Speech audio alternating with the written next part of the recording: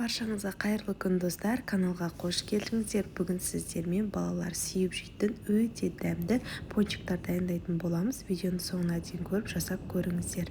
Ең алдымен ыдысымызға жылы сүтімізді, ерітілген сары майымызды, қантымызды және де 1 шай қасық қатты толтырмай тұз және 2 жұмыртқамызды, ашытқымызды барлығын салып, жақсылап 1 келгі масса болғанша араластырамыз.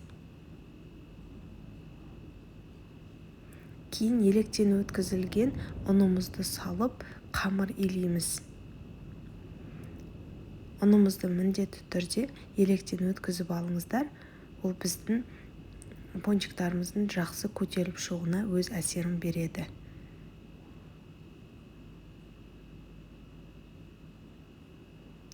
Құрамында қант болғандықтан осылай қолымызға кішкене жабысыңқырап тұратын қамыр болады. Сіздерге барлығы түсінікті болсын деп көрсетіп жатырмын. Осылай қолдарыңызбен қатты басып, кейін әдемілеп жақсылап қандырсаңыздар, осылай қолға жабыспайтын қамыр шығады соңында. Ешқандай да артық ұн қоспайсыздар және бетін жауып көтерілгенше қалдырасыздар. Шамамен 1-1,5 сағатта осылай әп-әдемі болып көтеріліп шығады.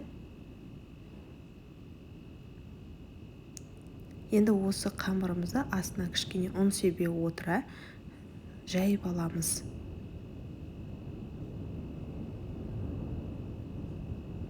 Мен қалыңдығын шамамен 0,5 см етіп жайдым.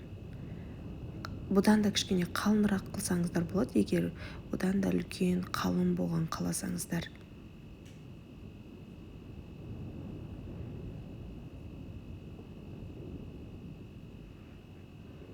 Енді осыны домалақ арнайы кескіші болса, солмен немесе осындай стакан, кесе сияқты нәрсемен осылай ойып кесіп шығасыздар. Домалақтан бөлек қиынды қамырлар, қалған қамырларды да кейін жинайсыздар да, бетін жауып кішкене 5-10 минутқа қойып қойғаннан қайтадан жайып, осылай ойып алуға болады. Және де ортасының осындай кондитерлік насатканың көмегімен ойып шықтым. Ортасыңғы бөліктерін де тастамаймыз, оларды сол күйінде пісіріп алатын боламыз. Және де пончиктарымыз үстін жауып, осылай тағы да 15-20 минутқа көтерілгенше қойып қоямыз жылы жерге үй температурасында. 20 минут өткеннен кейін міне осылай әп-әдемі болып 2 есе көтеріп шығатын болады. Енді осыларды қызған майда пісіріп аламыз. Майымыз міндетті түрде қызу керек, бірақ қатты қызып кеткен майға салуға болмайды. Себебі ортасы піспей қалуы мүмкін. Орташа отта қызған майда осылай 2 жақ бетін қызартып әдемілеп пісіріп аламыз өстіп. Құрметті менің оқырмандарым, алда шығатын рецептерді жіберіп алмас үшін менің каналыма тіркеліп, қоңырауша белгісін басып қойыңыздар және де видео ұнаса лайк басып, комментарий жазып отырыңыздар. Түсінбеген сұрақтарыңыз бойынша болса да комментарийға жазып отырсаңыздар, мен міндетті түрде сіздерге жауап беретін боламын. Піскен пончиктарымызды мүмкіндігінше қағаз салфетканың үстіне түсізіп алғандарыңыз дұрыс. Осы ретпен барлық пончиктарымызды пісіріп аламыз және де үстіне шоколадтан глазюр дайындайтын боламыз. Мен 100 грамм шоколадқа 40 грамм сүтті құйып, микроволновкада осылай ерітіп алдым. Микроволновка болмаса, су моншасында ерітіп алуға болады. Осылай ерітіп аласыздар да, үстін матырып шығасыздар пончиктарыңызды.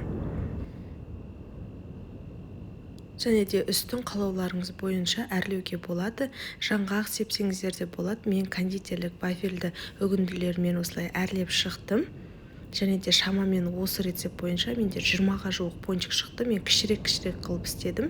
Міне осымен біздің пончиктарымыз дайын. Міндетті түрде жасап көріңіздер. Өте дәмді болып шығады. Сіздермен болған Ақбота, назарларыңызға көп рахмет.